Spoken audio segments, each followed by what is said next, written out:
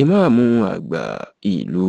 Ọ̀yọ́ Aláàfin Òjòpá Ṣẹ̀kẹ̀rẹ̀ ọmọ Àtìbà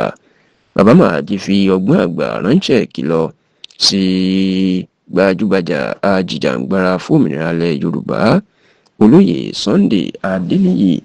Adéyẹmọ, ẹni tí gbogbo ayé tí ó mọ̀ sí Sunday Igboho tàbí Ìgbòho Òòṣà, lórí ìṣẹ̀lẹ̀ tó ṣẹlẹ̀ ní ọjọ́ Ajé tí í ṣe ọjọ́ Monday ọ̀sẹ̀ tí a wà nínú ẹ̀ yìí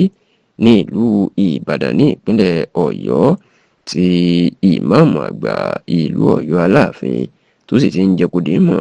wípé díẹ̀díẹ̀ mìràwọ̀ gẹ́gẹ́ bí àṣà àwọn èdè àwọn ègùn fún Sunday Igboho àti àwọn míì bẹ́ẹ̀ lórí nǹkan tó bá ní ṣe pẹ̀lú òfin Nàìjíríà, nítorí pé kò sẹ́nìkan tó ga ju òfin Nàìjíríà lọ,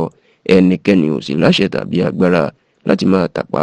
sí nǹkan tó bá jẹ́ ọ̀rọ̀ òfin lórílẹ̀‐èdè Nàìjíríà. Ǹjẹ́ kí ló dé tí ìmáàmù àgbà ìlú Ọ̀yọ́ Sheikh ìyẹn ìmáàmù Bilal Hussein Akínọlá Akéúgbẹ̀rú tó jẹ́ kó máa ránṣẹ́ ìkìlọ̀ yìí sí Sunday Igboho àti gbogbo èèyàn? Ó mà ní orí ọ̀rọ̀ ọ̀dọ́mọkùnrin sọ̀rọ̀sọ̀rọ̀ orí ẹ̀rọ ayélujára tó jẹ́ oníṣẹ̀ṣe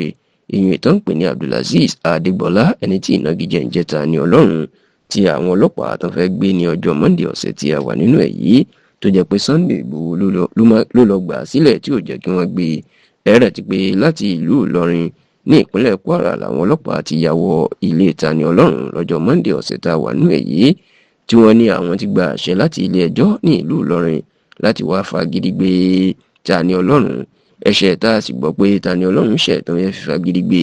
ó ní ẹjọ́ tí wọ́n ló ní ìlú Ìlọrin ní ìpínlẹ̀ Kwara lórí bí wọ́n ló ṣe ba àwọn àfáà kan lórúkọ jẹ́ ní ìlú Ìlọrin tó ba Emir ìlú Ìlọrin ìyún Alhaji Zunure Gambari tí wọ́n ló ba bàbá náà lórúkọ jẹ́ tí wọ́n sì tún ló yẹ̀yẹ́ ẹ̀sìn Islam. Eléyìí ni wọ́n gbé Tani Ọlọ́run lọ ilé ẹjọ́ ní ìlú Ìlọrin sí, ṣùgbọ́n tí wọ́n ní láti ìgbà tí ìgbẹ́jọ́ ti bẹ̀rẹ̀ Tani Ọlọ́run ò yọjú, bẹ́ẹ̀ náà ti ránṣẹ́ pé tí ò dáhùn. Eléyìí ni ó jẹ́ káwọn ọlọ́pàá kan lọ gba àṣẹ láti ilé ẹjọ́ láti fagídí gbé wá sí ìlú Ìlọrin, ṣùgbọ́n tó jẹ́ pé olóyè Sunday Igboho ìlú sáré gbéra láti ilé ẹ̀ tó lọ sí ilé Tani Ọlọ́run tó lọ dé àwọn ọlọ́pàá lọ́wọ́ láti gbé tó sì gbà sílẹ̀.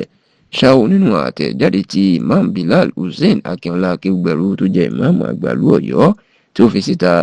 bó tilẹ̀ jẹ́ pé kò dákọ̀ Sunday Igboho, ṣùgbọ́n tó jẹ́ pé gbogbo ayé ti mọ̀ pé Sunday Igboho ló ń fi ọgbọ́n ṣe ìkìlọ̀ fún un wípé ní òfin Nàìjíríà kò sẹ́nìkan tó kọjá òfin. Bẹ́ẹ̀ àwọn ọlọ́pàá àbí ilé ẹjọ́ bá pàṣẹ pé kán lọ gbé ẹnikẹ́ni ò láṣẹ láti lọ dí wọn lọ́wọ́ pé wọn gbọ́dọ̀ gbèrú ẹni bẹ́ẹ̀, tó sì jẹ́ pé ọ̀rọ̀ yìí ló jẹ́ ìkìlọ̀ tí ìmáàmù àgbà ìlú Ọ̀yọ́ tó ṣe ránṣẹ́ sí olóyè Sunday Adéyẹmọ tí gbogbo ayé mọ̀ sí Sunday Igboho.